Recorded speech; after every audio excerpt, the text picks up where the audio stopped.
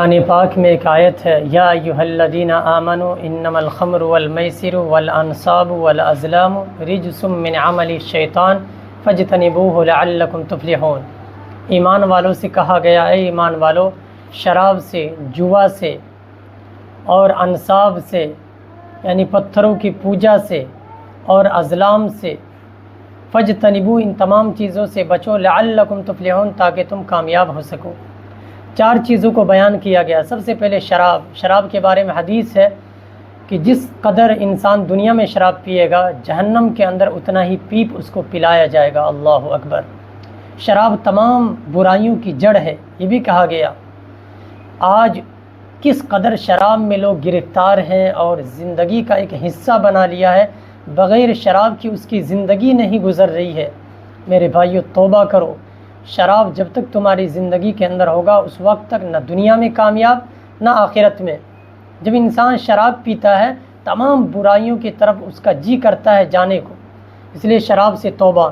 دوسری چیز جوا کا نقصان مالی اعتبار سے بھی اور جانی اعتبار سے۔ مالی اعتبار سے کیا ہے؟ آج 10 روپے ہارا، کل 20 30، اس طرح گھر لٹ جاتا ہے اور پھر انسان کھانے کو ترستا ہے، جسمانی نقصان بھی ہوتا ہے۔ اور حدیث میں ہے کہ جس نے جوا کھیلا، اس نے اپنے ہاتھ کو خنزیر کے گوشت اور اس کے خون کے اندر ڈالا۔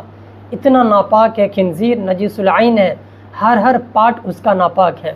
اور تیسری چیز کا والانصاب، یعنی زمانے جاہلیت میں پتھروں کو رکھ دیا جاتا تھا، اس کے سامنے جانوروں کی قربانی ہوتی تھی۔ جو کمزور ایمان والے تھے، اس کے دل سے ایمان نکلنے کا ڈر تھا، اس لیے کہا گیا کہ پتھروں کی پوجا سے بھی باز رہو، ورنہ اللہ معاف نہیں کرے گا۔ چوتھی جو چیز ہے ازلام، یعنی زمانے جاہلیت میں 3 تیر رکھے ہوئے تھے، ایک پر ہاں لکھا ہوا تھا، دوسرے پر نہیں، اور تیسرا خالی۔ وہ نجومیوں کے پاس تھا اور جا کر کہتے تھے کہ ہمارا یہ کام ہوگا یا نہیں۔ جیسے آج کے دور میں بہت سے لوگ کہتے ہیں ہمارا ہاتھ دیکھیے، اور وہ کہتے ہیں کہ ہمارے ہاتھ دیکھ کر بتا دیجئے کیا ہے، مال زیادہ آئے گا یا نہیں آئے گا۔ اس سے بھی قرآن کریم کی آیت میں منع کیا گیا ہے۔ اگر کسی کا ایمان اور یقین ہے کاہنوں پر، تو حدیث میں ہے کہ 40 رات تک اس کی توبہ کو روک دی جاتی ہے۔